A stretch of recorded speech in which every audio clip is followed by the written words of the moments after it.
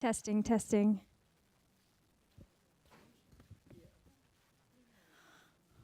All right, welcome everyone to the regular meeting of the Climate and Infrastructure Committee. We are going to start our meeting today with a resolution in honor of Drinking Water Week. So I'll invite water program staff to come up and join us. Big crowd. Woohoo! Come on up.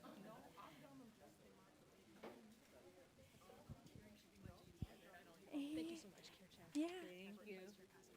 Thank you. Come on, everybody. Both sides. Thank you so much for being here.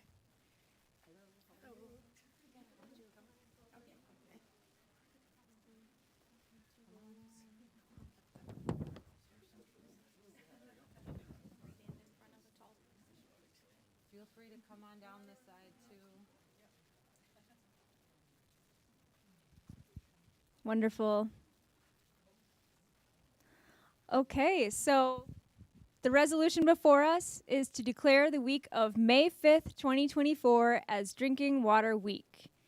Whereas water is essential for human life and healthy, thriving communities, and whereas the City of Minneapolis has provided high-quality, safe drinking water to its residents and those in neighboring communities for over 150 years, and whereas dependable water service is a critical component of our public safety infrastructure, aiding in fire protections, and whereas 2024 is the 50th anniversary of the Safe Drinking Water Act, a landmark piece of legislation helping protect human health from exposure to harmful, naturally occurring, and man-made contaminants in drinking water, and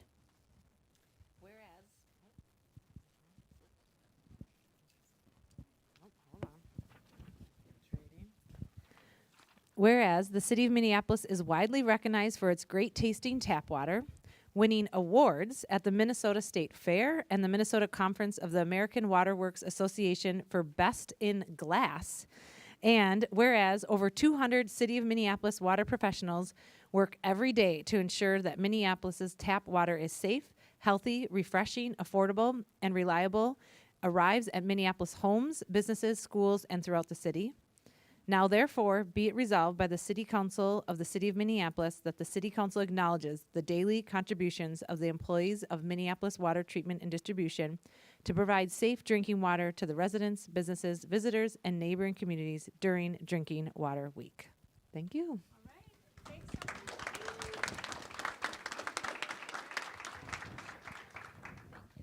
Thank you very much. Appreciate the opportunity to recognize the staff that deliver safe drinking water every day.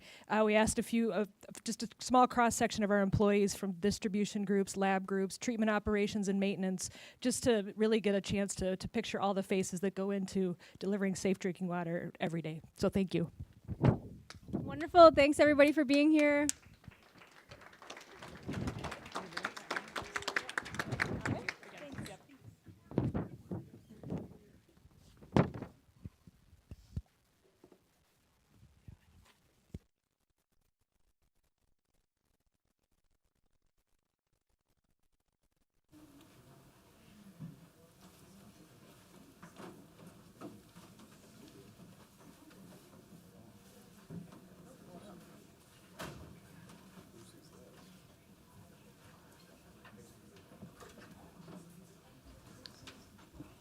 All right, thanks so much. So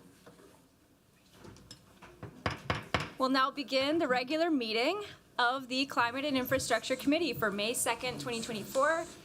I am Katie Cashman. I'm the chair of this committee, and before we have done our presentation on the honor of Drinking Water Week. So at this time, I will ask the clerk to please call the roll. Councilmember Vita. Present. Osman. Present. Chavez. Present. Chowdhury. Present. Vice Chair Koski. Present. Chair Cashman. Present. There are 6 members present. Thank you. Let the record reflect we have a quorum. We will start out the meeting today with our consent agenda, which is items 6 through 16. So items 6 through 8 are block event permits for Art-A-Whirl, Edina Art Fair, and Warehouse District Live. Item 9 is a cooperative funding agreement with Hennepin County for pedestrian safety and traffic signal improvements. Item 10 is a cooperative agreement with Hennepin County Regional Railroad Authority, HICRA, and the Minneapolis Park and Recreation Board, MPRB, for the Midtown Greenway Trail. Items 11 and 12 are grants for the Mississippi Watershed Management Organization for green stormwater infrastructure implementation within the Green Central Safe Routes to School project and the Phillips Traffic Safety Improvements project. Item 13 is the Upper Harbor Terminal construction of regional stormwater treatment system and district stormwater system. Item 14 is the Lowry Avenue North Port of Minneapolis Drive 33rd and West River Road project temporary interfund loan approval. Item 15 is Southside Green Zone appointments. Item 16 is the Drinking Water Week honorary resolution as we presented in the beginning of this meeting.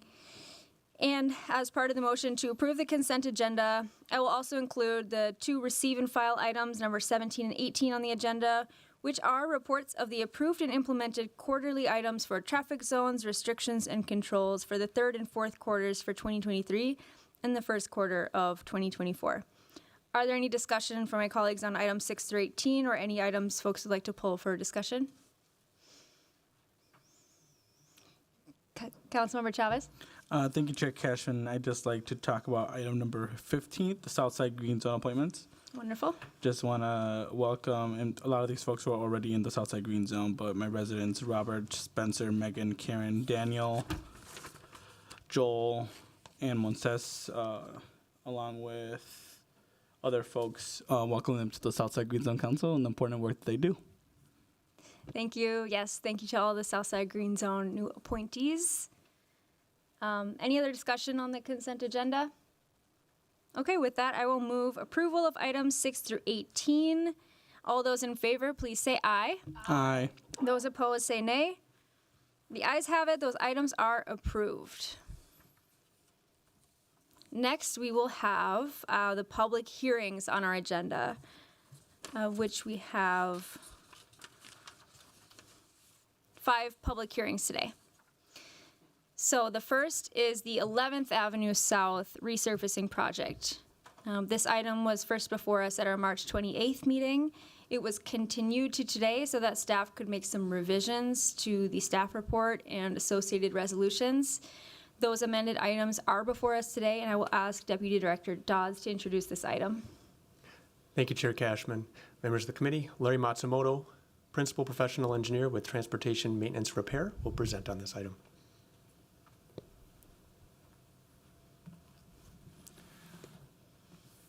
Good afternoon, committee chair, members of the Climate and Infrastructure Committee. My name is Larry Matsumoto, and I am a Principal Professional Engineer in Public Works. And I am here to present to you the continuation of the public hearing for 11th Avenue South resurfacing project, which was opened at the Climate and Infrastructure Committee on March 28th, 2024. And today, Public Works recommends closing the public hearing after hearing from anyone who wishes to speak today, passage of a resolution ordering the work to proceed and adopting special assessments in the amount of $317,277.02 for the 11th Avenue South resurfacing project, and a passage of a resolution requesting the Board of Estimation and Taxation to issue the sale of assessment bonds in the amount of $317,277.02 for the project. 11th Avenue South is a municipal state aid street bounded by West River Parkway to 8th Street South. The street was reconstructed in 2 separate years, 2001 and 1976. The proposed scope of work is a 2-inch mill and overlay. There are 5 signalized intersections with 28 ramps upgrades, except for the intersection at 11th and Washington Avenue, which will be upgraded in a future project.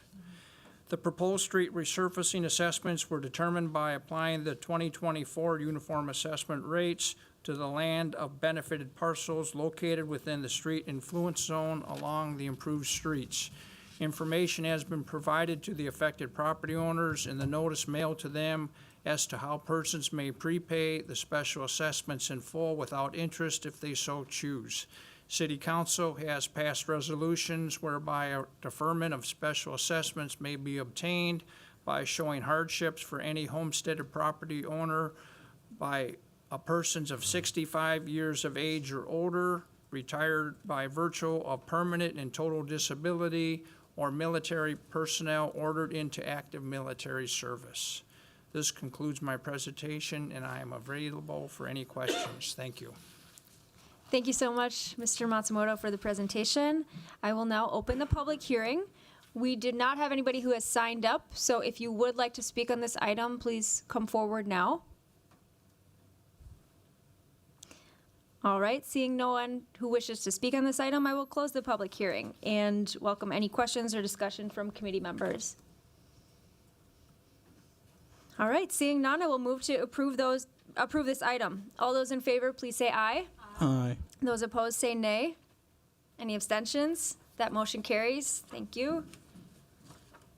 Our second public hearing is the 29th Avenue Northeast Street Resurfacing Project, and I'll ask Deputy Director Dawes to introduce this item.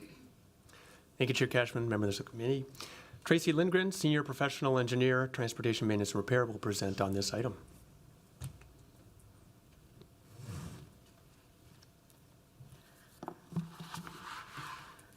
Good afternoon, Committee Chair and members of the Climate and Infrastructure Committee. My name is Tracy Lindgren, and I am a Senior Professional Engineer in Public Works. And I am here to present to you the public hearing for the 29th Avenue Northeast Resurfacing Project and recommend passage of resolution ordering the work to proceed and adopting special assessments in the amount of $159,499.94 for the 29th Avenue Northeast Resurfacing Project, and passage of resolution requesting the Board of Estimate and Taxation authorize the city's issuance and sale of assessment bonds in the amount of $159,499.94 for the project. 29th Avenue Northeast is a Minnesota State aid street bounded by Central Avenue Northeast to Stinson Boulevard. This street was reconstructed in 1958 and has a PCI of 29. The scope of the project is a 1 and 2-inch asphalt overlay, which is known as street resurfacing. 57 pedestrian ramps will be upgraded to current ADA standards prior to this project. Public Works hosted a community meeting on Tuesday, April 30th, 2024 at 6:30 p.m. at the Audubon Park Recreation Center with 149 invitations mailed and 12 attendees came to the meeting. On February 8th, 2024, the City Council designated the improvements proposed to the 2024 street resurfacing program. The purpose of the asphalt pavement resurfacing program is to extend the life of some city streets that are not scheduled for any preventative maintenance, renovation, or reconstruction in the foreseeable future.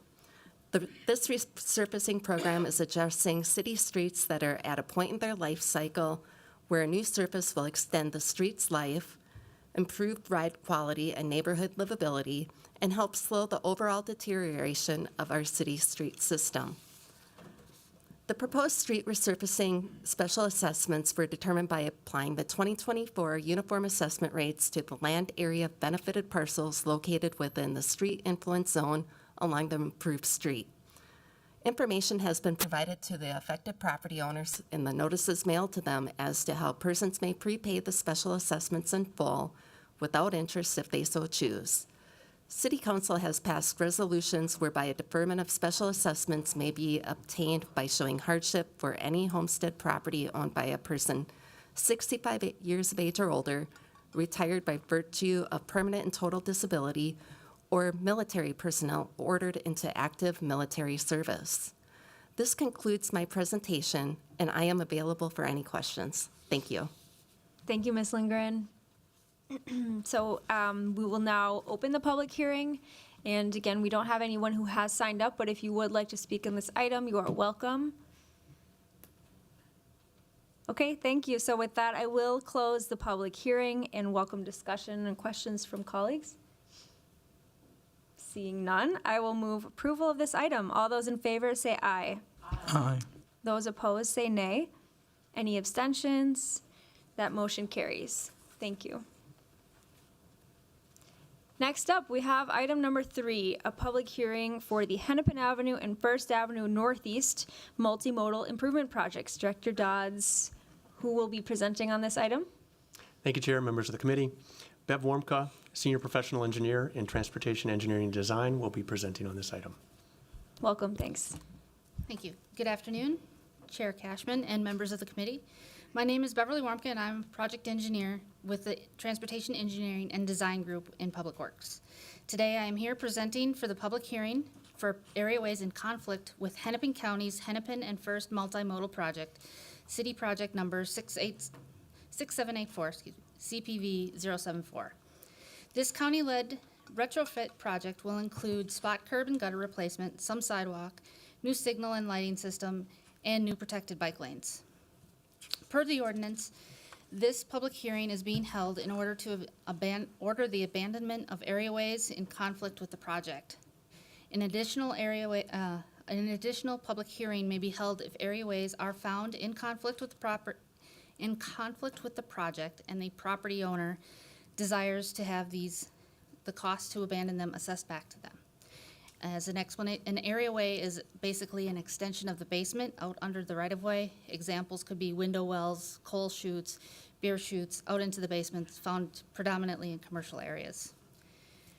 So today, Public Works is asking City Council to pass the resolution ordering authorization of abandonment and removal of areaways in conflict with this project, and I will stand by for questions.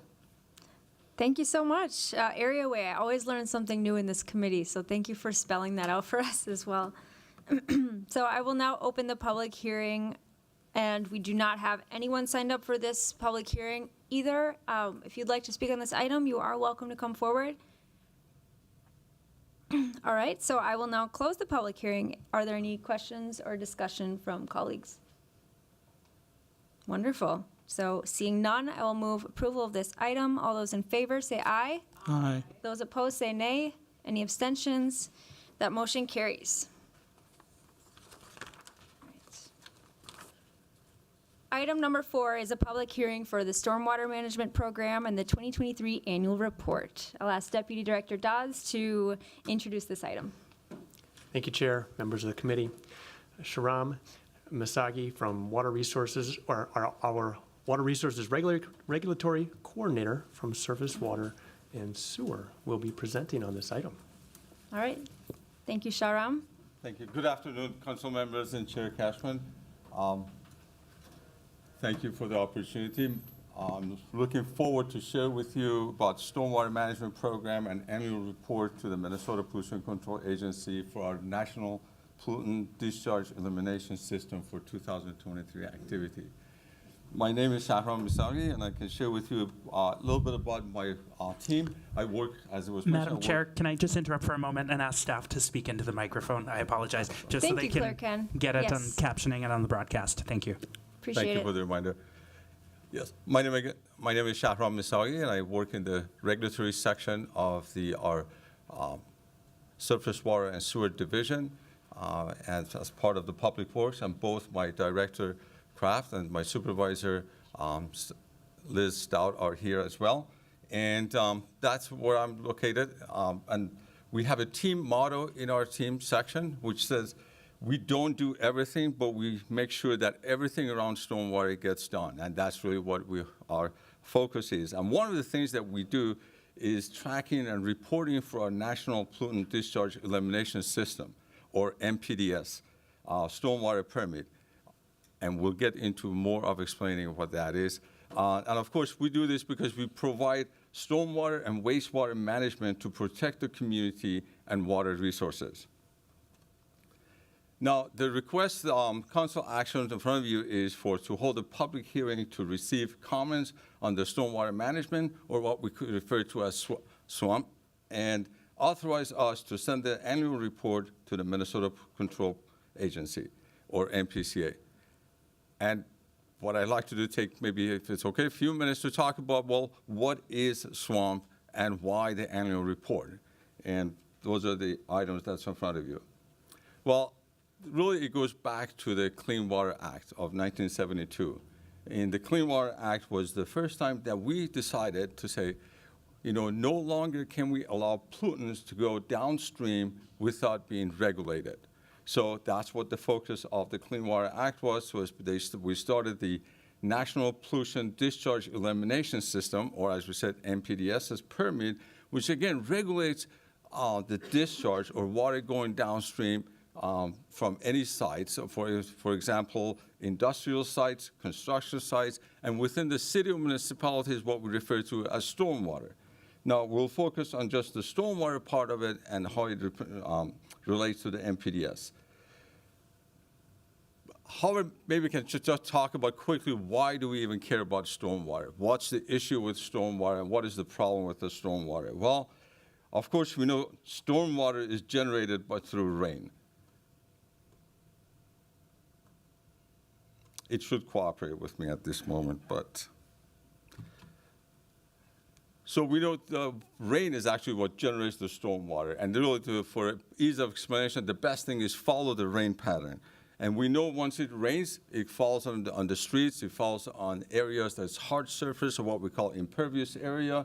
And that water runs off the surface, so we create runoff or stormwater. And of course, it gets collected through the catch basins, and then through the conveyances, through our storm sewer system. Perhaps it's taken to the rain garden or water quality pond, which is somewhat treated, and then it goes directly to our lakes or river. So it directly impacts the quality of life and water quality of our water resources. And the problem with it is that, well, in the hard surfaces, we have pet waste, we have wildlife waste, we have litters and grass clippings, we have many pollutants that the runoff basically washes it off and carries it downstream. And if it runs over the soils, it may also wash sediment off, and it takes all the materials and pollutant downstream and degrading the water quality in our rivers and streams, or you could potentially do that. And of course, in our beautiful city, we have 13 lakes and 38 miles of shoreline, which those are regulated or controlled and managed by our Minneapolis Park and Recreation Board. And we work together for clean water. Now, as we said, the NPDES, or the 1972 Federal Clean Water Act, focuses on the fact that nothing can go downstream or water be discharged carrying pollutants without being regulated. And that is also the case for our stormwater that's generated from the city, from the hard surfaces.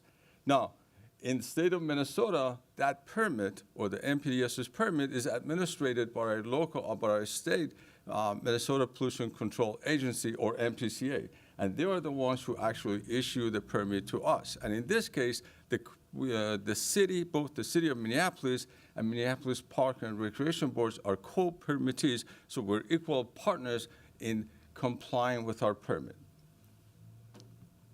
Now, we asked the question, well, what is in the permit, or what does it require us to do? Well, permit generally has about 10 different areas or categories, or sometimes different name we use it.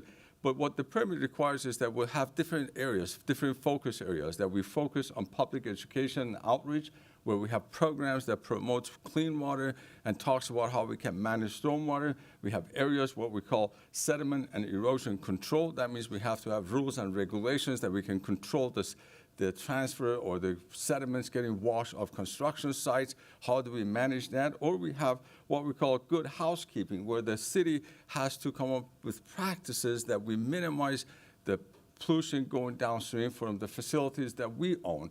What sort of inspection will we have? What sort of practice we will have that would minimize the stormwater washing pollutant downstream? And of course, we also have an annual report that each year we have to explain how we manage to do those things.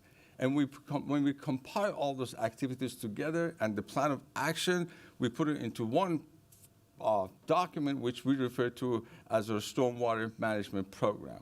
So really, the SWAMP, or the Stormwater Management Program, it becomes a document that helps us to plan to comply with the permit. So when we talk about SWAMP, we're talking about a document or a guidance, how we can comply, how we can stay in compliance with our NPDES permit. Again, the purpose is so we can provide stormwater and wastewater management to protect the community and water resources. Now, just very briefly share with you some of the activities that we have done in 2023 in compliance with our permit.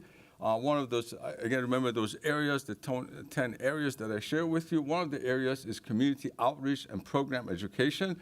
And one of those programs that we have there is called, perhaps you have heard of it, is Adopt a Drain program, where we empower homeowners, corporate neighborhoods to adopt catch basins where they go to on a regular basis. They collect the sediments, they collect the debris, and keep the area clean so clean water goes into our catch basin.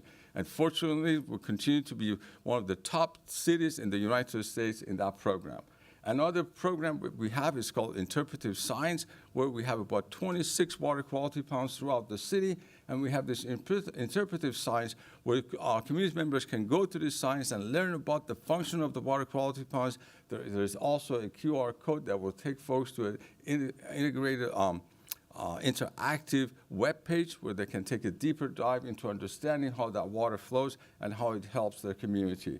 Our street maintenance department has also been leading this, our street sweeping and efforts to reduce the winter salt use. When you use the salt for de-icing, we've been at it for a decade or so to keep reducing it so less and less salt goes downstream. And the purpose of the street sweeping is also to collect the sediments and collect the pollutants before it goes downstream. The other program that we focus on is inspection and maintenance of our existing rain gardens or basins. These are the stormwater practices where we employ to clean the water, to offer a filtration before the water goes downstream or promote the water to infiltrate into the ground.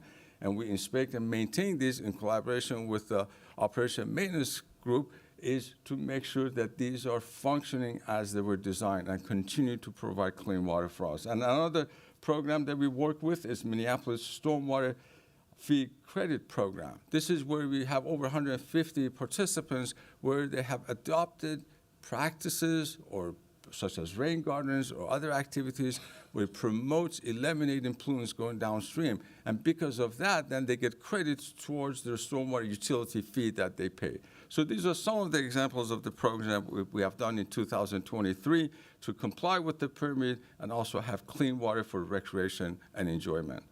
Now, what's ahead in 2024? More of the same that we have done, plus more activities. Again, we'll be focusing on public participation, such as this public hearing today, and seeking input from public about our program. We'll have what we call post-construction stormwater management to make sure our stormwater practices remain functional, and again, they operate as they were designed, and also continue collaboration and partnership with Minneapolis Park and Recreation Board. And we will also be updating our own swamp or stormwater management plan as we had done before. Again, that is a plan that helps us to comply with the permit. So moving forward, what's again in front of you is the requested council action item is to hold a public hearing to receive comments on the stormwater management plan or our swamp, and also authorize the staff to send the annual report to the MPCA. Thank you so much. Thank you. That was very informative. I appreciate it. So I will now proceed to open the public hearing. And we have one person signed up today, Ward 7 Stormwater Hero, Henry Levanta.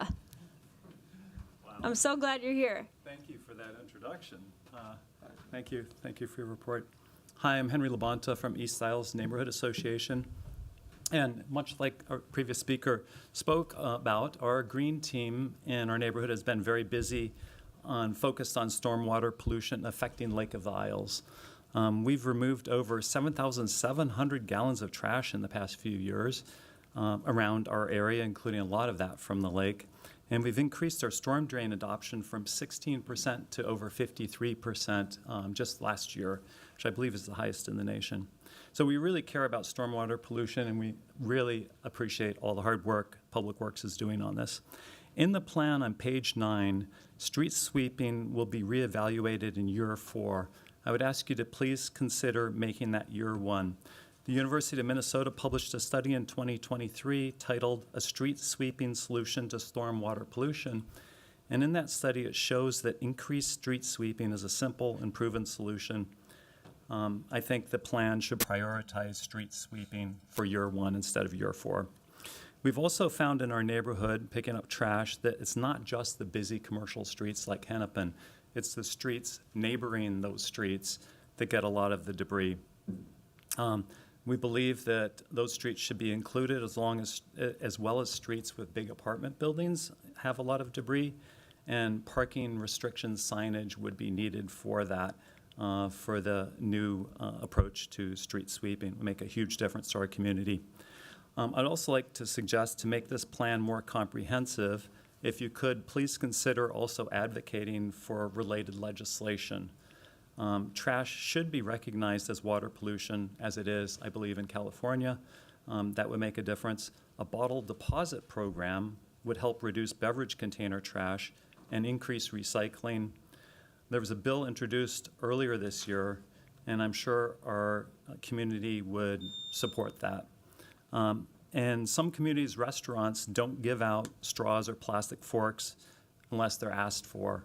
Why don't we do that here too? We pick up a lot of straws and plastic forks as well as beverage containers.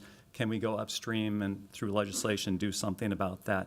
And lastly, the Hennepin Reconstruction Plan calls for all the stormwater going through the storm drains to go to a central place and be filtered. Yay, that's a great thing. I think that should be part of every street redesign and reconstruction, and I believe I saw a BMP for that included in the plan, which we support fully. Thank you for the opportunity to speak. Thank you so much for your comments. Is there anyone else who would like to speak on this item? Please come forward and state your name and where you live, please.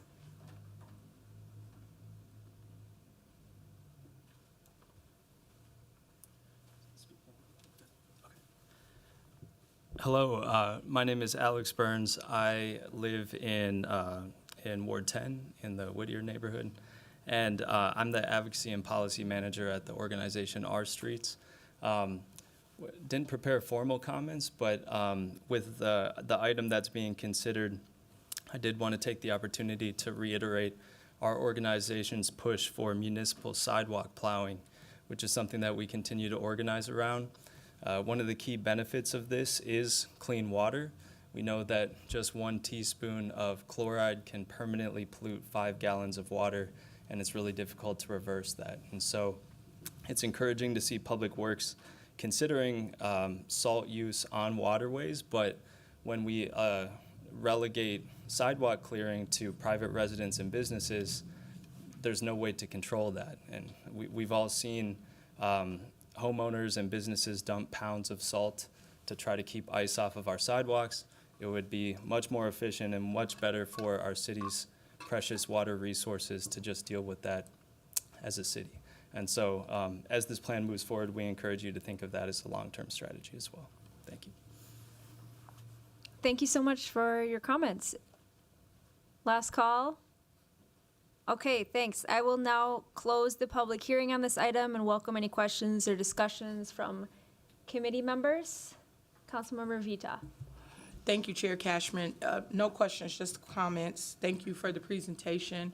And I also wanted to just shout out the Northside Bulldogs who clean the drains on the north side. It's a group of young people from the neighborhood. They spend their weekends doing an hour of community service to clean the drains on the north side. So shout out to them. Amazing. Anybody else, colleagues, want to comment on this? Oh, yes, Councilmember Chowdhury. Thank you, Chair Cashman. If there is a staff member that has an answer to this question, I'd be interested. Otherwise, maybe we can take it offline.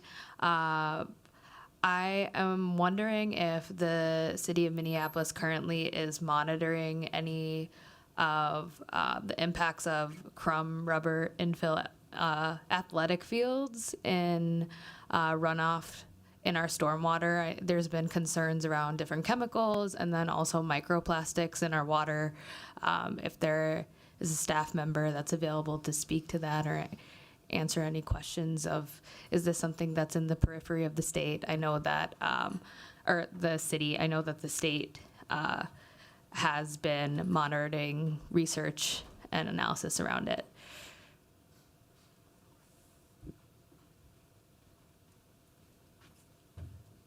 Chair Cashman, excellent question. We currently do not do any specific monitoring in that area, on that topic. However, I'll be happy to look into more information for you if needed. Yeah, wonderful. I think over the last couple of years, different counties and different cities have been starting to have discussions around this. I know in the United Nations, there's either been a discussion around a ban on rubber infill for stormwater runoff, and then also microplastics in general. So yeah, I will happy to bring this up in this committee as we're talking about the stormwater management report going into the next year, and would be really interested in touching base with you and Public Works staff to just dig in a little bit further. Yeah. Thank you. Thank you. If you have, if you can stay up, Mr. Misagi, right? Sure. Yes, I was wondering if you would be able to explain just some of the top pollutants in our waterways, kind of high level, and the sources of them. Sure. Chair Cashman, so as to the question of what are the top pollutants in our surface water, I guess, again, both my director, Kraft, and my supervisor, Liz Stout, are here, and I can reach out to them for answer as well. But I think the top pollutants, I would start with sediment. The analogy I use, sediment is like a truckload, and everything else has a tendency to attach to sediment. So at least in our area, there's never a general answer to everything, but sediment would be a prime suspect. If we can control the sediment, and that includes also the pollutants and sediments that falls on the hard surface. So we're not mainly focusing about like sediment from grasslands or the soils, but also with the particles that falls on the hard surface. If we can control the sediment, I think we can do a great service to that. As it was said, also the next pollutant, I am biased, but it has to go to chloride. Salt is a big culprit. It's an irreversible impact on water quality. So I would say sediment, chloride. For phosphorus, which is phosphorus just being nutrient, obviously if you have a lake or if you have a river, if you have water, you have sunlight, and you add nutrients, things will grow. So keeping nutrients at bay is always very effective. And total phosphorus is a term we use as a measure of how much nutrients can get into the waterways. So I think we're doing a lot of good with phosphorus, but we're also learning there are different forms of it. So it's a continuous effort. There's the dissolvent, there's the particulate, and so forth. But I would say sediment, and the beauty of controlling sediment is that once you control the sediment, you control also phosphorus and other things that are attached to the sediment. So it does multiple good. So I would say sediment, chloride, nutrient, not to go on too much, but I have to lobby for bacteria. We're learning the bacteria. As we're learning more about surface water, we're also learning that bacteria can also be the culprit that we need to work on. Did I answer the questions? Or? Yeah, I think on very scientific level, but on a human level, like, is this from cars? Is this from roadways? Is it from, like, which element of our infrastructure? Because I do know that, cars produce a lot of exhaust, maybe nitrous oxide, other pollutants that get into our waterway via runoff channels. Chair Cashman, excellent question. Yeah, the characterization of stormwater, it's yes, it is. I was just going to jump and say construction sites are usually the first for sediment, but us being an urban area, construction does support or does contribute to the sediment. But the other pollutants, definitely roadways, wear and tear on the disc brakes and tire particles, atmospheric pollutants. And I can definitely look up information as to the exact percentage or the average percentage contributed by each sector. Thank you. That's great. Well, I appreciate you being here today. Are there any other comments or questions from colleagues? All right, so seeing none, I will move approval of this item, and all those in favor, please say aye. Aye. Those opposed say nay. Any abstentions? That motion carries. Thank you, Mr. Misagi, Thank you. for your presentation. Thank you. All right, so our last public hearing is for item number 5, 2024 street lighting replacement, and we scheduled a public hearing for this item today, but after discussions with Public Works staff, it's been determined that more time is needed to finalize the special assessments for this project, and staff is finalizing those assessments now, so the proposed action is to open the public hearing today and continue it to our meeting scheduled for July 11th, 2024. Deputy Director Dodds, do you have any additional comments before I open the public hearing? I don't, but we do have staff here if there are questions. All right, great. So with that, I will now open the public hearing, and again, we will continue this public hearing to July 11th. But is there anybody here today who would like to speak on this item? Please come forward again, just state your name and where you live. Yes, I'm Henry Labonta with East Isles Neighborhood Association. On behalf of one of the people in our neighborhood, they were concerned about the new street lighting going in being a very cold color temperature. The warmer, kind of incandescent looking street lighting is more conducive to the feel of the neighborhood versus the kind of colder, bluer light that has been going in lately. So we'd encourage you to consider the color of the lighting. Thank you. Thank you for those comments. Is there anyone else that would like to speak on this item today? Okay, seeing none, I will move to continue this public hearing to July 11th, 2024 at 1:30 p.m. And I would like to ask if staff can explain the cold temperature versus warm temperature coloring of lighting, what that might mean and what the plans are around that. Chair Cashman, members of the committee, Joe Lauren is here and he could speak to this item.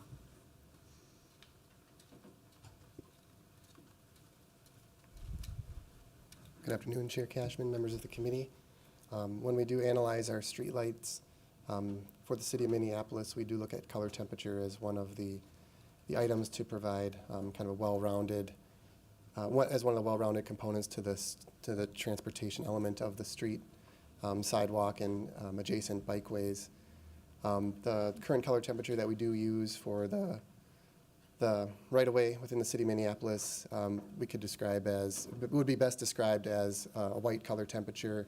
It is a balance between the blue color temperature, which is a higher color temperature number, and the lower color temperature, which is can be described as a more orange color temperature. So we do look for a balance in the color temperature, taking into consideration good visibility, long-distance viewing for the roadway users as part of a safety element so that people can travel safely throughout that roadway. Great, thank you so much for that explanation. Any other questions or comments from colleagues? Okay, seeing none. And this is on the motion to continue the public hearing to July 11th, 2024 at 1:30 p.m. All those in favor, please say aye. Aye. Those opposed say nay. Any abstention? That motion carries. Okay, next up we have item number 19, which is the new Nicollet Avenue concept layout approval and easements. So at our last meeting, Kelsey Voigt's presentation was cut short due to time constraints. So we are welcoming her back today to finish her presentation. I believe you left off on slide 18, if I'm not mistaken. So welcome, Kelsey.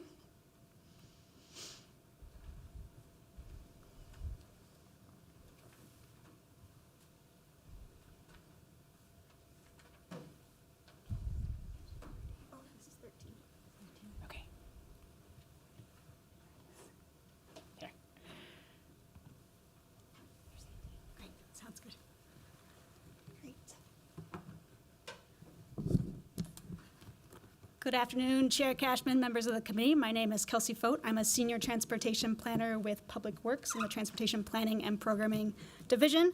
I'm here today to continue the presentation on new Nicollet Avenue. We got a little further than this, but I can start here if you'd like, if that makes the most sense for folks. Sure. So what we're looking at right now is what we compare our different two options that we had been analyzing, which is concept 1, which is a street that is open to all types of vehicles, and concept 4, which is a street that's open only to transit and emergency vehicles coming through that new Nicollet Avenue. And so we compared them across several different metrics. We had gone through the analysis last time we met. Some of that analysis involved around creating safe and comfortable connections for people walking and rolling, creating those safe connections for people biking, making sure that we're providing supporting fast, reliable, and frequent transit along the corridor, and then also that we have an eye towards some of our other goals around sustainability, safe and healthy communities, and building for who's here. So with those two concepts that we're considering, the concept that we're bringing forward today for recommendation is the concept 1, which is a street that's open to all types of vehicles. It has wide green spaces that also treat stormwater. It has wide sidewalks for people walking and rolling, and travel lanes that accommodate not only all types of vehicles, but including transit and emergency vehicles along the block. And how this corresponds with some other work that's going on with the new Nicollet redevelopment site itself. This is the public space framework, which is something that the Community Planning and Economic Development team brought through the last cycle of council to identify where there are public spaces on the site. How that corresponds with the new Nicollet Avenue is there is a mid-block crossing that's proposed as part of the new Nicollet Avenue concept layout. So you'll see that reflected in our concept design. This is the recommended concept for the new Nicollet Avenue. Again, to call out a couple key attributes here, it has wide sidewalks for people walking and rolling, wide spaces for greening that include a stormwater benefit. It has that mid-block crossing to connect into the new public space that's being planned by the CPED team. It has transit advantages leading up and through the site for transit to get through quickly and efficiently. It has a new trail connection to the Midtown Greenway. So on the north side of the site, there's a new ped and bike access ramp proposed to connect the Midtown Greenway to First Avenue to address the non-compliant ADA non-compliant ramp that connects to Nicollet Avenue today, and that creates a pinch point on the Midtown Greenway. So that ramp would be moving to First Avenue and would connect to the new two-way bikeway that's being built as part of the First Avenue reconstruction project. It also includes different types of traffic calming features along the block. So we've got a median with the mid-block crossing on the new Nicollet Avenue. There are curb extensions as you head up further north on the block with a realignment of Cecil Newman, 29th, and Nicollet. Today, that intersection is skewed and dog-legged. It's very difficult for people to use, and so that's cleaning up that crossing for people walking, biking, taking transit, and driving through the corridor. There's also supporting improvements for people walking and biking on Cecil Newman Lane to connect into First Avenue from the new Nicollet Avenue along the connection here. And so this is some of the new material that we didn't get to the last time we met, which is really the results of what we heard when we took this proposal out into the public to get feedback on the recommended concept layout.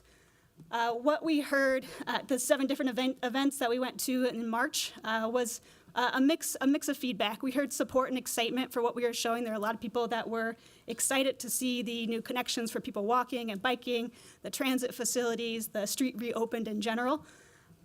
We also heard from folks that had concerns about what we were showing, and we want to walk through some of those with you all today. There were questions about some of our engagement results. There were questions about how traffic has existed in the area now and how it can exist in the future.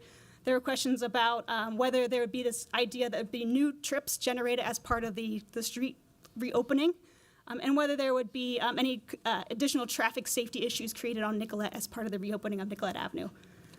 We did put together a fairly extensive FAQ, or frequently asked questions document, that is available online. So that covers a lot of these questions and others, but just wanted to highlight a few of the key things that we heard from folks for your awareness. So one of those key things was about the survey results and the results we got in phase 2, part 2. So if you remember from the last presentation, we had several rounds of engagement. At this part, with part 2, we are taking out 4 different concept options into the public to get feedback on those 4 different concepts.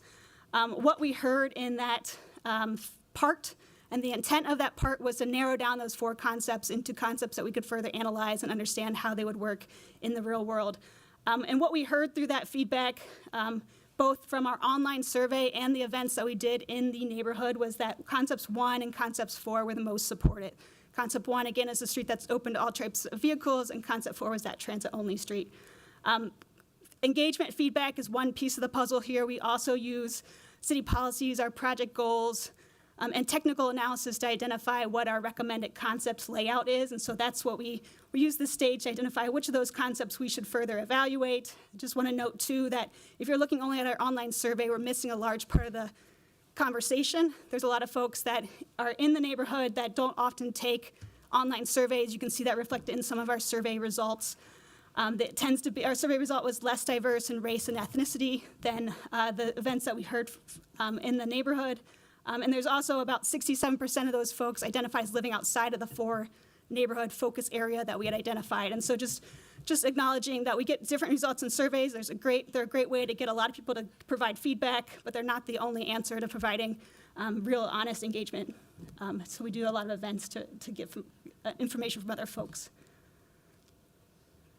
Another question or comment that we heard a lot was, traffic has existed fine through the neighborhood in the past. Why won't that continue to happen in the future? We covered this in the last presentation with this committee, but there's a number of changes that are coming to the area that are really intensifying the uses in this area. For one, we've seen an increase in vehicle volumes along Lake Street with the new 35W exit onto Lake. We will see the new B-Line bus rapid transit facilities being installed this year, and so we'll see 2 of those existing travel lanes on Lake Street converted into bus-only lanes. This reduces capacity for getting vehicles around the site like they do today, and creates queuing issues that stretches down onto Nicollet. You can see where those red lines are that show some of those queuing issues. Those queues for vehicles impact transit vehicles as they're trying to get up to the site, and so that's one key attribute here to keep in mind. We're also anticipating with the redevelopment of New Nicollet that we would see additional trips being generated as part of that new development. Today it's a fenced-off parking lot. Tomorrow it should be, or in the future it will be a place that has new housing, has new commercial opportunities, so we expect that there'll be more people coming to the site, which further increases the needs of getting people through this area. The other concern that we heard was this idea that we would see new trips being generated as part of the reconnection of Nicollet Avenue. And just to put Nicollet Avenue in some context here, once again, we're expecting that the redevelopment itself will add new trips to the area. People will be coming to that housing. People will be coming to those commercial opportunities. And that'll increase demand for all types of modes, right? We're expecting up to 2/3 of those folks will come by walking, biking, or taking transit. Maybe 1/3 of those will come by people driving. So we do expect to see increased demand to this area from all types of modes. We want to keep that in mind when we're thinking about our project. And with that in mind, we have to also think about how we provide the best facilities we can for people walking, biking, and taking transit. With the concept that we looked at, the open to Nicollet only to transit vehicles, there's some real trade-offs for people walking and biking from a safety perspective around the edge of the site. There's also some trade-offs for transit, where transit is delayed getting even to the new block of New Nicollet. So some real things that we need to consider as we're thinking about those different types of concepts and what they do for this area. Also to note that, too, that Nicollet Avenue is part of a much larger transportation network. It has other networks that provide access to local destinations in the area. Nicollet itself, from some of our analysis, shows that people who use Nicollet today, especially in driving, are using Nicollet to access destinations along Nicollet, and things like Eat Street. They're accessing areas in the neighborhood adjacent to Nicollet Avenue. Our analysis did not show that there would be additional trips coming off of places like 35W to use the new Nicollet Avenue. Just from a travel time savings perspective, it doesn't make a lot of sense. The other piece here to keep in mind, too, is that Nicollet Avenue is this long corridor. It doesn't actually get you into downtown, right? It ends, if you're driving on Nicollet Avenue, it ends at the Transit Mall at the south side of downtown, so it's not a connected corridor into downtown. It also is not a corridor that connects into a highway network, unlike many of our other commercial corridors like Hennepin, Lyndale, Lake Street. There's no direct connection to a highway, which can generate some of that extra demand on those types of corridors. So we expect that Nicollet, the way it's used today, which is primarily to access destinations along Nicollet, which is to access destinations in the neighborhood, will continue to be the way that it's used in the future, even with the reopening of Nicollet Avenue. Another concern we heard was about traffic safety concerns on Nicollet Avenue. And just to acknowledge that we know that Nicollet Avenue is an existing safety issue. It's identified on the city's high injury streets as a street that needs to be addressed in terms of traffic safety issues. There are a number of projects that are planned to address some of those traffic safety issues on either side of the site.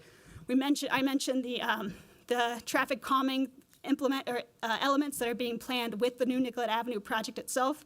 In addition to those, there's traffic safety improvements that are being planned by the B line. There's some new median crossing at Blaisdell Lake. There's those travel lane conversions into transit lanes that are being planned as part of that project.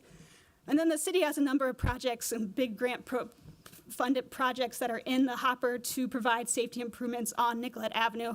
Some of those, like Safe Streets for All, identifies Nicollet Avenue as a corridor to provide systemic and proven safety countermeasures from Grant to 46th Street, so the full length nearly of Nicollet Avenue. There's also a large reconstruction project coming on 35th and 36th, just south of the site at Nicollet Avenue. There's also a couple of projects that we've applied for funding, and that includes pedestrian improvement project on Nicollet Avenue between 14th and 45th Street, so overlapping with some of that Safe Streets for All work, and also a neighborhood greenway project on 34th that would cross Nicollet at 35th.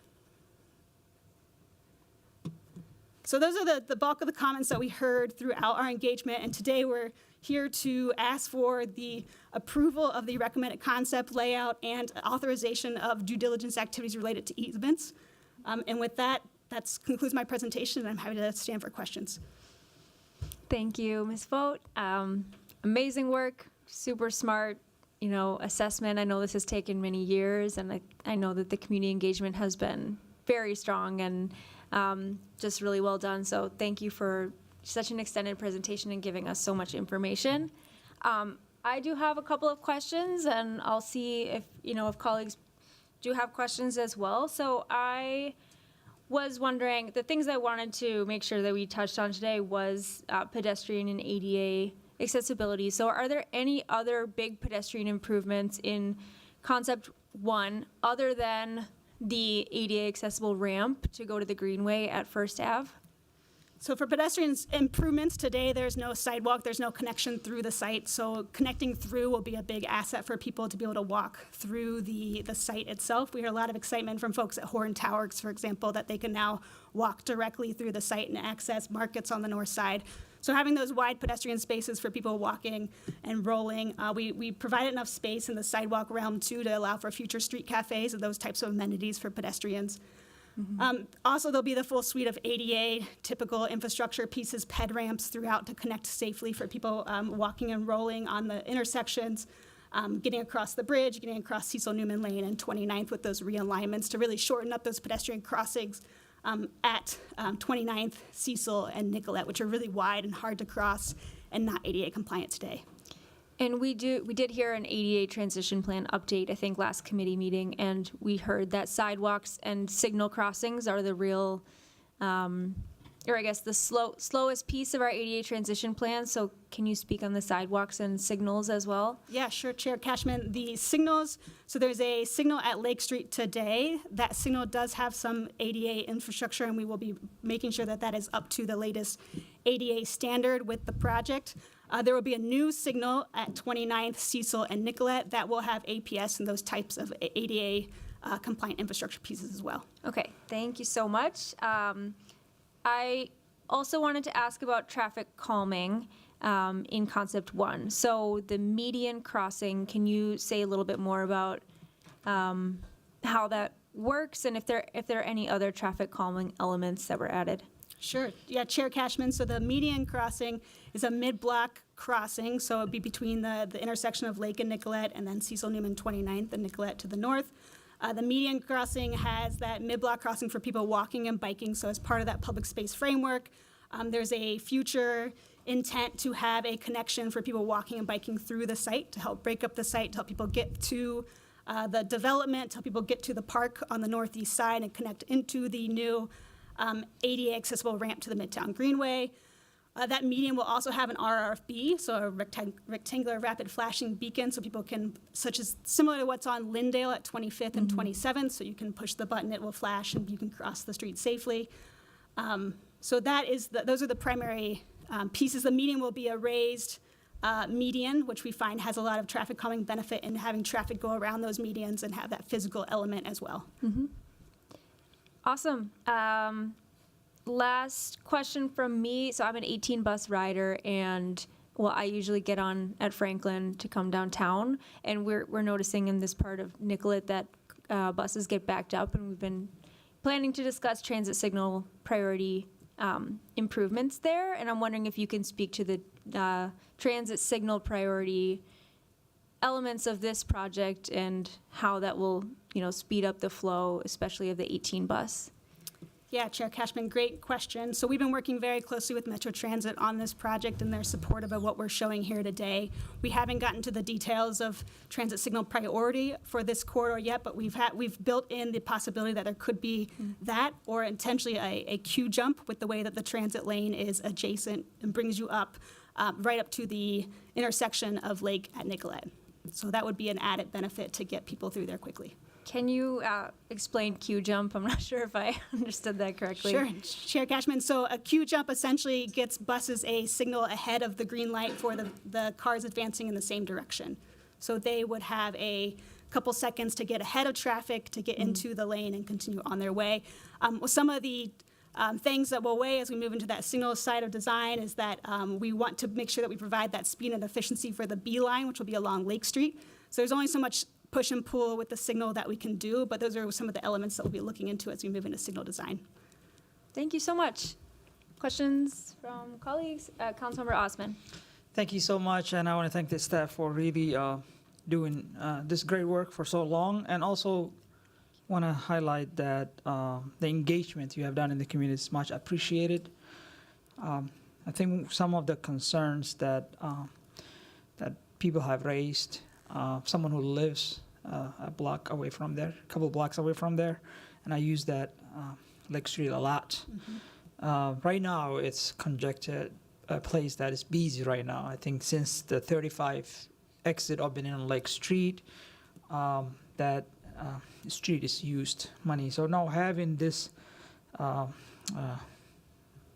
Wells Fargo development, Carmel development, as we talked about, the increased demand and the value will increase. I know you mentioned that it will be the same in a way, but now you have a street that's open that people can take all the way to downtown, that's connected.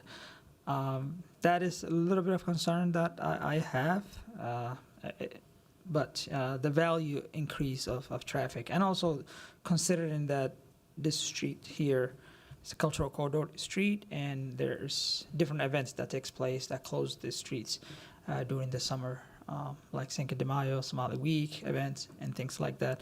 What would you say more about, I guess, considering all this new development and this demand increase, how will that traffic flow easier? Because right now, as I see it, it's really not easy. Traffic backs up from the exit to Lake Street, from the freeway all the way to Carmel. Thank you. Yeah, Chair Cashman, Councilmember Osman, great questions.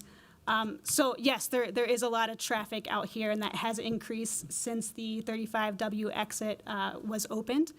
The Nicollet Avenue project is, and the development itself is intentionally building in a lot of things to prioritize people walking, biking, and taking transit to help with that mode shift towards getting people from driving into taking other modes to access the site, which should help with some of those volumes in the area.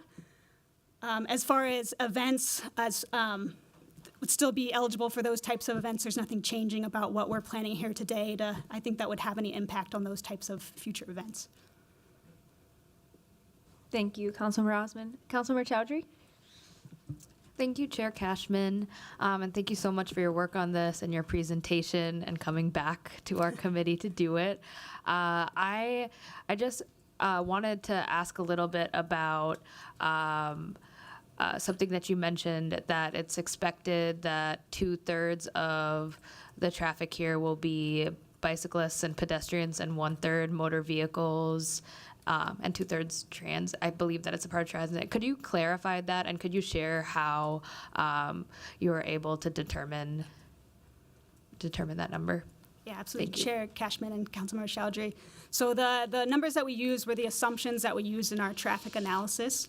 And those analysis numbers are based on national standards for a development of this size and this context. We know that this area in particular has a large number of investments and people walking, biking, and taking transit. We've talked about the B line. The orange line is nearby for people taking transit, the Route 18, which will be routed to Nicollet Avenue. There's a lot of bike infrastructure around here. We built the Whittier-Lyndale Bikeway a couple years ago, and the First Avenue Bikeway is coming in this year. So there's a lot of those investments that help lend itself to having that high proportion of people walking, biking, and taking transit. Thank you, Madam Chair. I just have one more follow-up question. I was taking a look at all the attached documents, and I saw that the Bicycle Advisory Committee and the Pedestrian Advisory Committee were in support of Concept 4, and we're a little bit disappointed to see the motor vehicle traffic. I kind of wanted to just ask, like, where are the conversations with the members of that committee, and then how are we holding conversations with community members that are worried about promoting more motor vehicle traffic in the corridor rather than reducing it? Yeah, great question, Chair Cashman and Councilmember Chowdhury. So the Bicycle Advisory Committee and the Pedestrian Advisory Committee both had actions in support of Concept 4. They did give some feedback on Concept 1 that we've used at in developing this concept. When it comes to I don't want to speak for them and what they were speaking, but when I was on those conversations, there's a lot of interest in seeing streets that don't support vehicles on them, right? That have transit-only, bike-only, ped-only spaces. And so acknowledge that for sure. What our analysis, however, is showing is that if that street is this street, then you get those trade-offs with people walking and biking, get those less safe facilities coming around the site with people turning around the site. You get those transit delays along Nicollet. And so if we're really intentionally trying to support those different modes and that mode shift to get people walking, biking, and taking transit, the best thing that we could come up with something that supports transit speed and reliability and safety for people walking and biking. Awesome, thank you. I really appreciate it. Anyone else who would like to speak on this item? Okay. So with that, I will move approval of this item for Concept 1. And thank you so much, Kelsey, for being here today. All those in favor, please say aye. Aye. Those opposed, say nay. Any abstentions? That motion carries. Thanks again. We have 2 items left today. One is a longer presentation, and I do want to acknowledge that there are a lot of staff here for agenda item on Lowry Avenue, so I'm going to take up that item first. And this is about the Lowry Avenue Northeast Street Reconstruction Project Phase 1 project approval assessment and area way abandonment. At our last meeting, we referred this item to the City Council without recommendation, and at the council meeting, we referred it back to committee to further discuss. And the basis for this was that some of the business owners impacted by this project had unanswered questions, and I'm really glad to hear that our council president, Elliot Payne, was able to meet with business owners along with Public Works and Hennepin County staff to resolve some of those questions and concerns. But I did want to ask Deputy Director Dodds to, introduce which staff could present on some of what transpired in that meeting. Thank you, Chair, members of the committee. Don Elwood, Director of Transportation Engineering and Design, will share how that meeting went. Great. Thank you, Don and Mr. Elwood, for being here.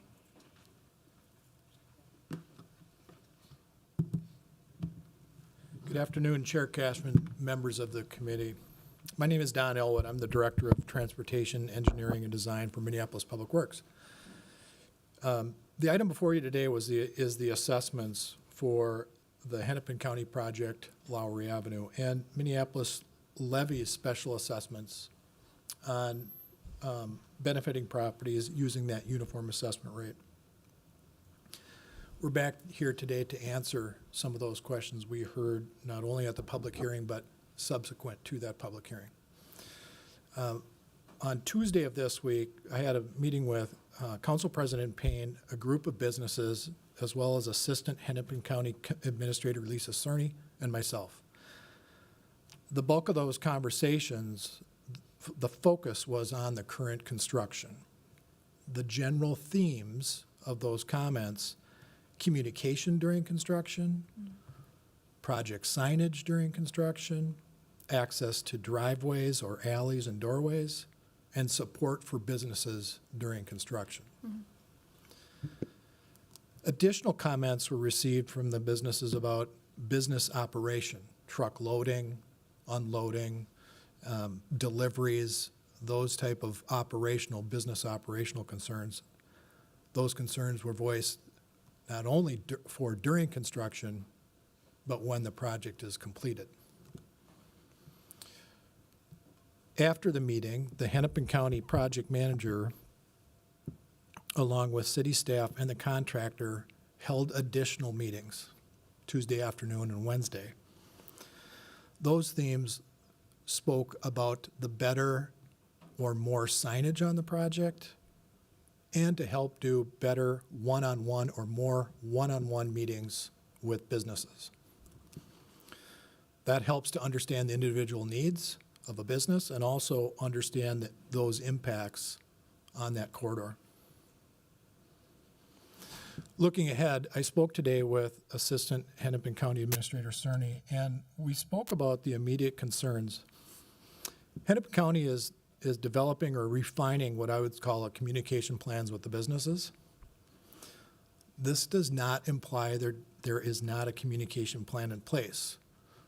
We collectively in Public Works, both at the county and the city, understand that these construction projects are dynamic, and we have to be flexible and make changes based on the individual activities that are occurring at any location on a corridor at any given time.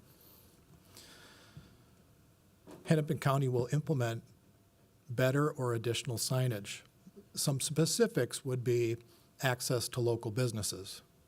Beyond just road closed, it would be access to local businesses. Support during construction. Hennepin County has an existing program called Elevate Hennepin. They're going to take a proactive approach. The details of that, I don't have too much information, but in discussions today, we have the list of businesses, and we're going to proactively reach out to those businesses. As far as access goes, Hennepin County is committed to short-term and long-term concerns. Short-term, the Hennepin County project manager as well as a contractor have already implemented coordination strategies with businesses to get their trucks in and out. So when a delivery is going to occur, they will contact the Hennepin County project team, and we will make sure those trucks can get in and out. Longer term, after construction is completed, Hennepin County will work with the state and the city to address, after the project is over, how do we get those trucks in? How can we do the loading, get those deliveries, as well as other business needs and concerns.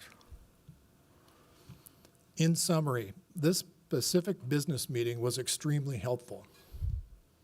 I got to hear directly what their concerns are and can help to try to provide some solutions. The follow-up meetings that took place with the businesses with the project management team took that meeting to another level, which I think is very important to understand. The Hennepin County team now has a better understanding of the concerns and how to implement some changes to help address those concerns. At this time, Public Works recommends approval of this action item, and there's Hennepin County staff here as well as Public Works staff if there are additional questions. That completes my presentation. Thank you so much, Director Elwood, for all of that engagement that you've done and for the commitments around communication, signage, and access to, loading zones and deliveries, and really finding solutions here. So I'm really grateful for that. Are there any, Councilmember Osman? No, I do want to thank the Public Works and to you for really meeting the demand of the business community.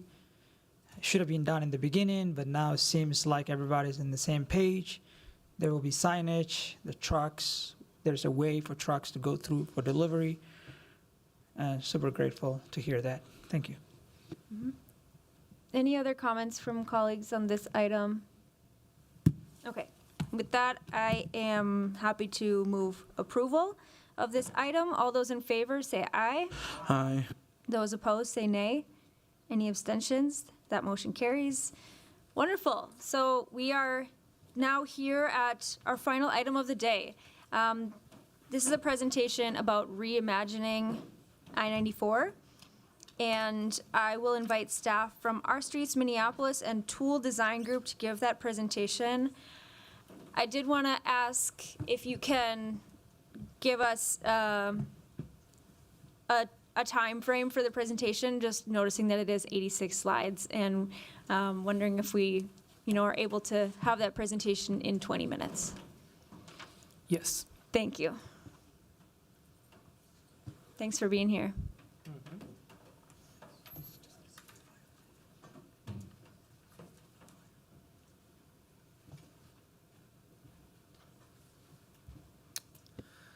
Chair Cashman and council members, thank you for having us here. My name is Jose, and I am the executive director at Our Streets. I am joined by Lucy Gibson from Tool Design and John Commerce from Visible City. We are here to talk about our work and research on the Rethinking I-94 project and introduce you to a high-level overview of the results of a report completed by Visible City and Tool Design. Given the limited time, we will be following up with the full report, the presentation, and the story maps we referenced via email. Also, I would like to acknowledge that some of the images and data that I will be presenting were researched by Mapping Prejudice Project at the University of Minnesota Libraries, and we would like to thank them for their willingness to share the research. To start with, I'd like to talk about a couple of stories. One of them is about John Pinkett Jr. and James Reeves. Pinkett arrived at the University of Minnesota in 1931 after having been admitted and having paid for a deposit to live on campus in Pioneer Hall. When he arrived, however, he was not allowed to stay for one night. He was allowed to stay for one night and then was forcibly removed. The then president of the university, Lotus Delta Kaufman, said that races have never lived together, nor have they ever sought to live together. Pinkett ended up having to live in the Phyllis Wheatley house near North Minneapolis, an area that some of you know was devastated by Olson Memorial Highway. Similar to Pinkett, in 1955, James Reeves came to Minneapolis to work at the University of Minnesota. He found a home for himself, his wife, and 11-year-old daughter in Garden City, which was a residential community that was being developed by the university in Brooklyn Park. In spite of his affiliation to the university, Reeves was not allowed to purchase a home in Garden City. The land for this development was donated to the university by known Ku Klux Klan member Earl Brown, who intended for the development to be reserved for white residents. Reeves was told that selling a home to a person who wasn't white would lower the value of other properties in the neighborhood. So why are these experiences so relevant? They tell the story of challenges that Black Americans faced during the first half of the 20th century in an environment where the prevailing theory to solve issues like crime and poverty and other social issues was to end racial mixing. These are out of order. Even when families were able to find housing in white neighborhoods, they were met with racial violence. One family, for example, the Lee family, their house was surrounded by a mob for a week, demanding that they move out.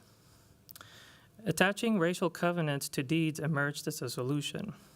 They prevented non-white people from acquiring land or housing, and in about 30 years' time, racial covenants dramatically changed the demographic makeup of the Twin Cities, forcing people of color like John Pinkett Jr. and James Reeves to live in essentially 4 areas.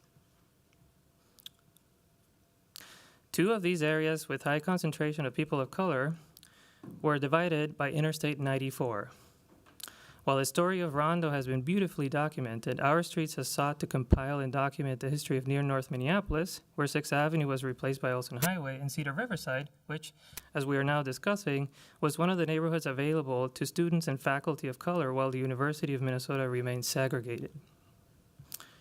This thinking that racial mixing was harming our society, as well as the zoning that ensued, led to redlining practices which discouraged investments in sections of the city because people of color resided in them.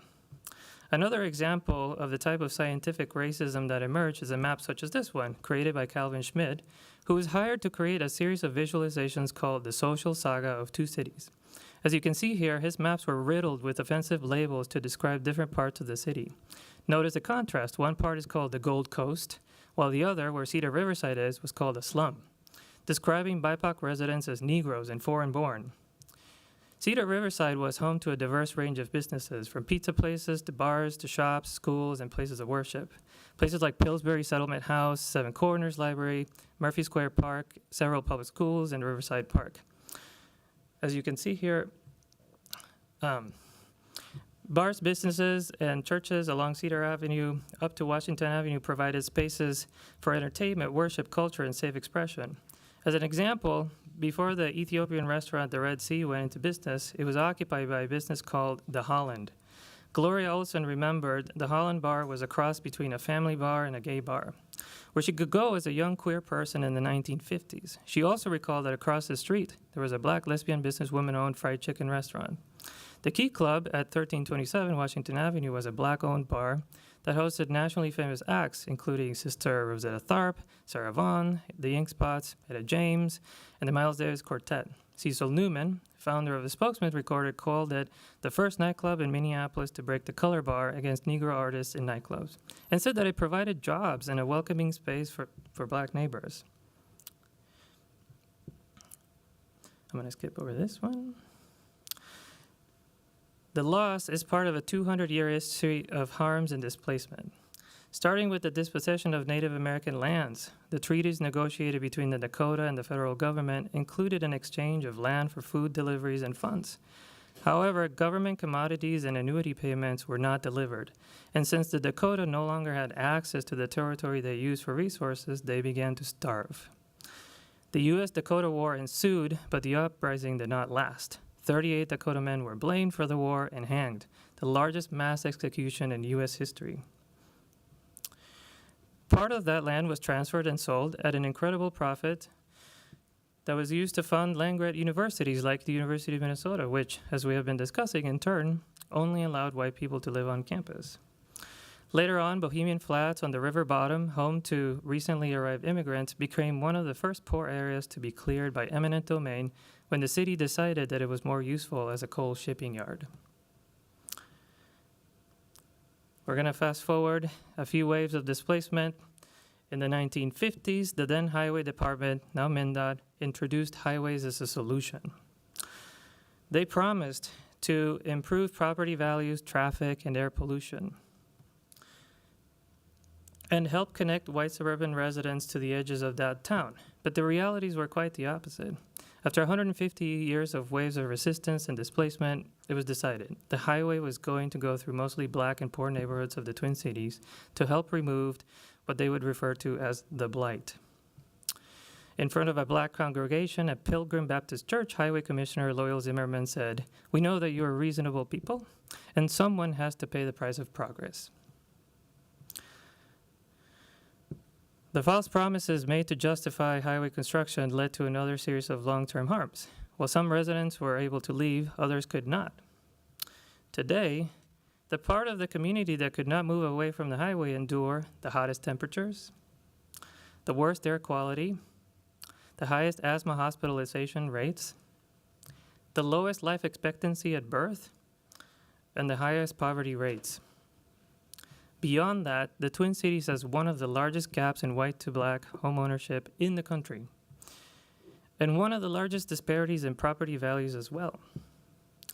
The Twin Cities Boulevard project is an effort to expand community imagination about what is possible with the I-94 trench, to ensure that people who have been enduring these historic harms for generations receive an opportunity for reparation and restoration.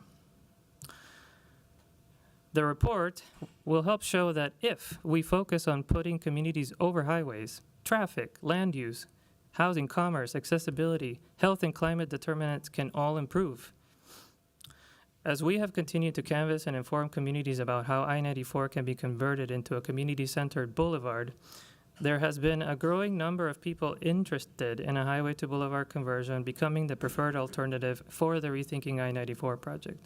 Since we began, we've knocked over 30,000 doors and continue to reach more people to make sure every community member can legitimately consider and learn how highway conversion can impact their everyday lives. And with that, I'd like to turn it over to Lucy.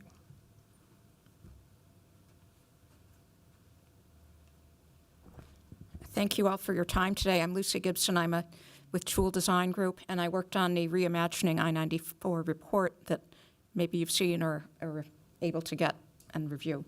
I want to just give a few highlights of it and start off by just talking about that we have a lot of agreement with what the Minnesota DOT has been looking at and developing. A couple key points are that a boulevard alternative will reduce VMT, which is vehicle miles traveled, which is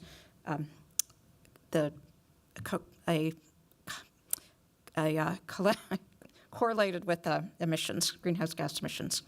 Another thing that there's wide agreement on is most of the trips on I-94 within the study area are very short trips, people hopping on and off the highway to get to do local travel. Another thing is traffic volumes are lower than pre-pandemic conditions, and there's an opportunity to really rethink what infrastructure we need.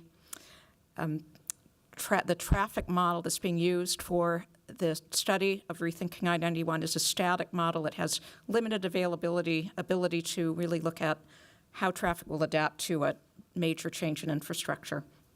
And another point is that the Lowry Tunnel, which is one of the key bottlenecks in the region, will be improved with the boulevard option based on what MnDOT's been developing so far.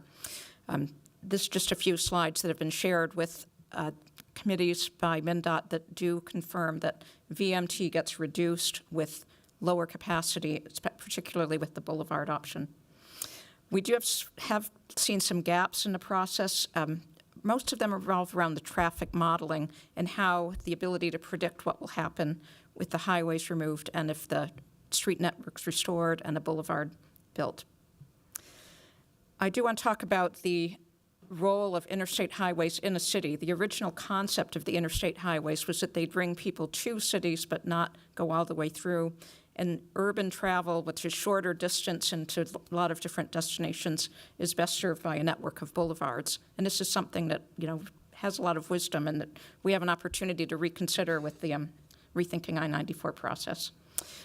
Again, most trips on the corridor are very short. They're about 3 miles average for trips on and off the corridor in the study area.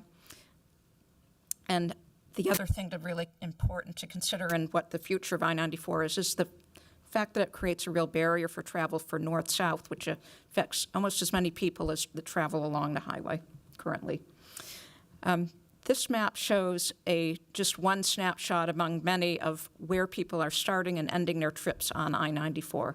And what you can see is most of those dots are within the neighborhood surrounding the corridor. They're relatively short trips. If we are starting from scratch to look at how do we best accommodate this kind of travel, an interstate highway wouldn't be the solution. The cost and the impacts it has would just not be in favor.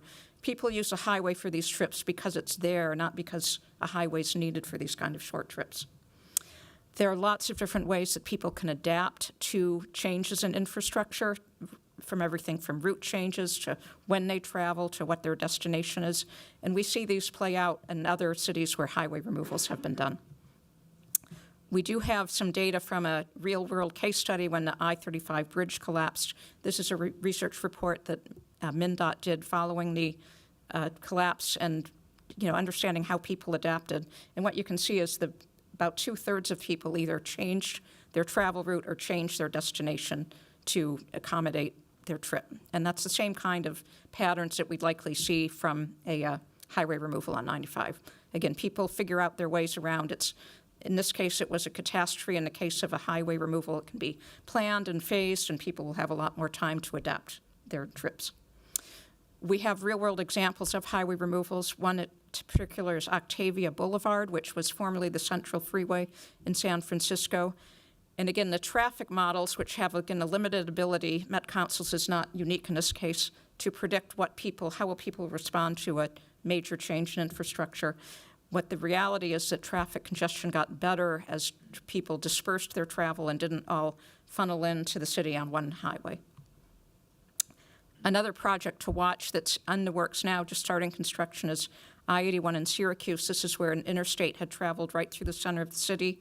With all the impacts and costs to rebuild that, the decision was made to route I-81 around Syracuse on an existing beltway, do improvements along the way to ensure that there wouldn't be traffic congestion problems, and then restore the city's street network to something more like what existed before, with a lot of opportunities then for economic growth and repairing the network. The report has a whole series of maps and graphics. I won't spend a whole lot of time on these, but this is starting in the west end of the project area with downtown up in the upper right corner, the existing conditions, and then we have two options that we're putting forward in the report. One is a boulevard option where one of the streets has a wider boulevard with transit lanes and more capacity. And then another option is what we call the restored street network, really bringing it back to something more like what was there before the highway was built, with two relatively more equal streets. We've done cross-sections to show how this would actually lay out in the corridor. Here's the existing condition.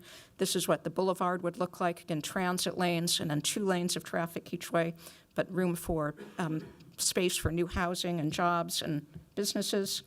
The restored network provides narrower streets and not dedicated transit lanes, so certainly transit could be present, and more space for, again, new houses and a development.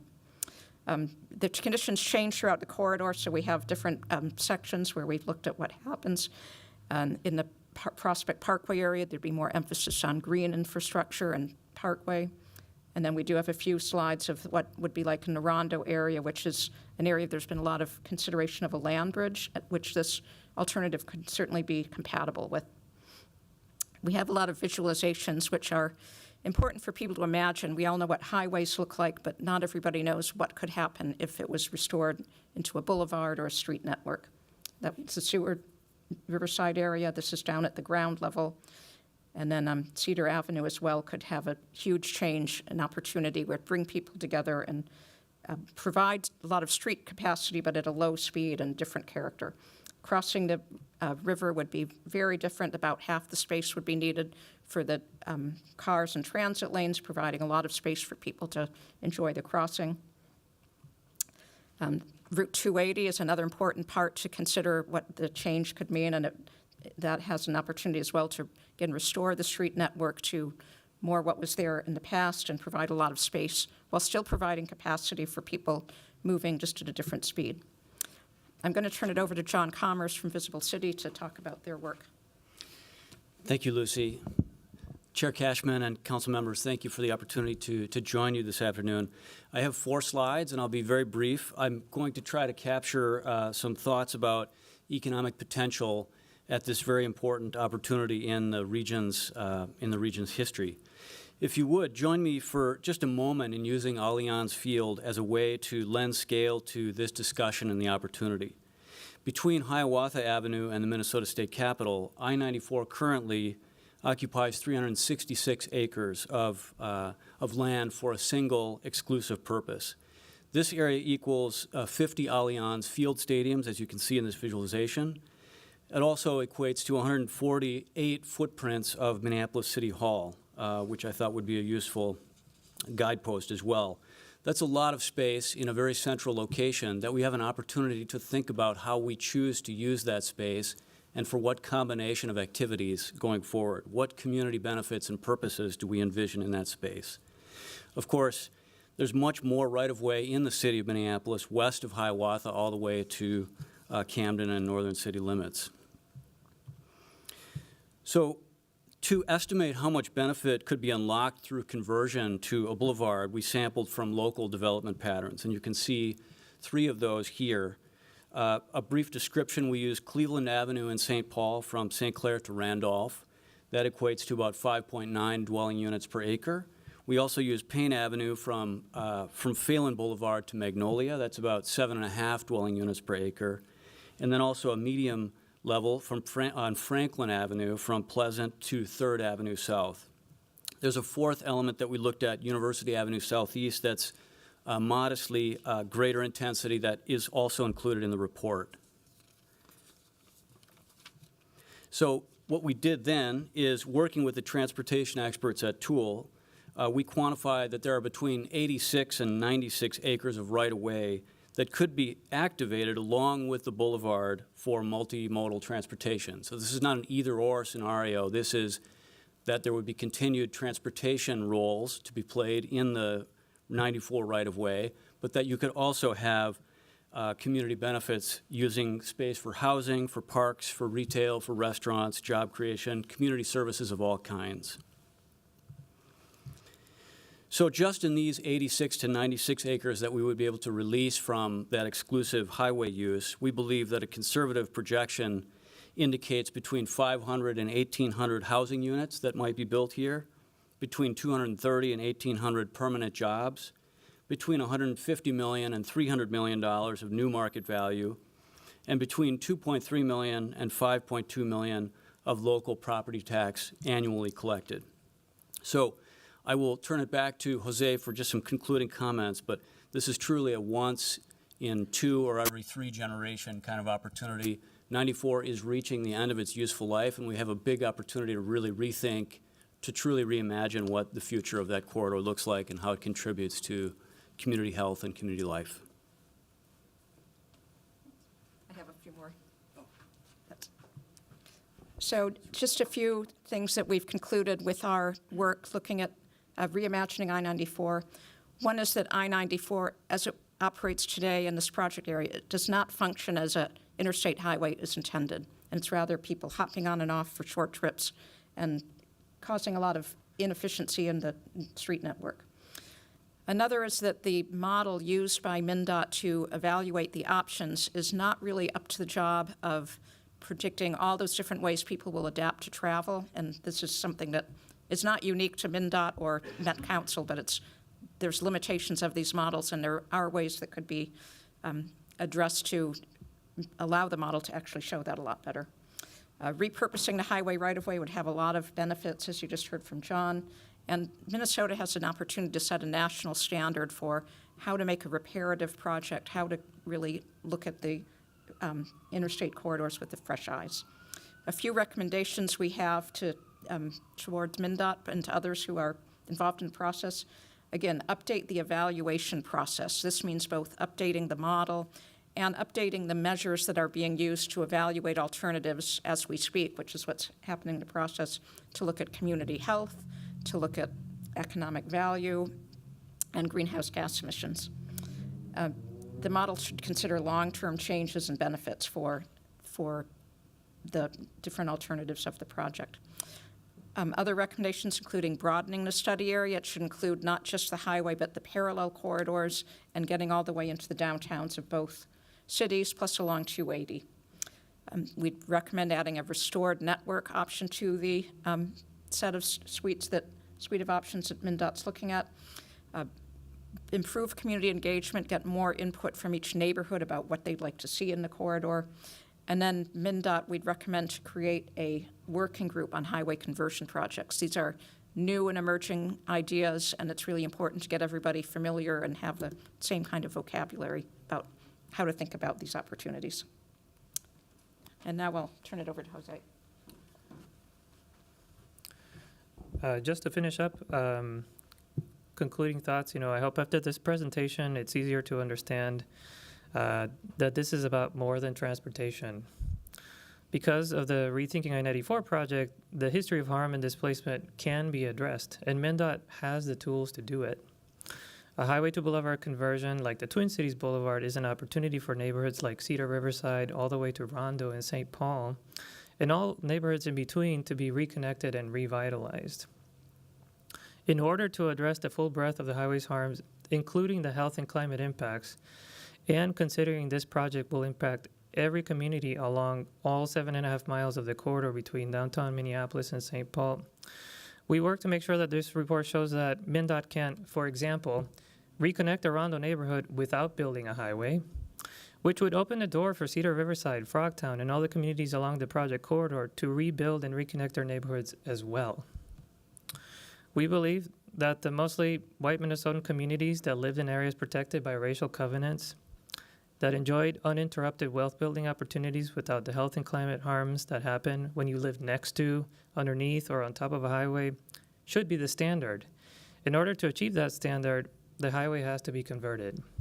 We urge you to take this report and all of the community support as an invitation to join us and the community in solidarity to seek a nation-leading solution that puts all communities over highways.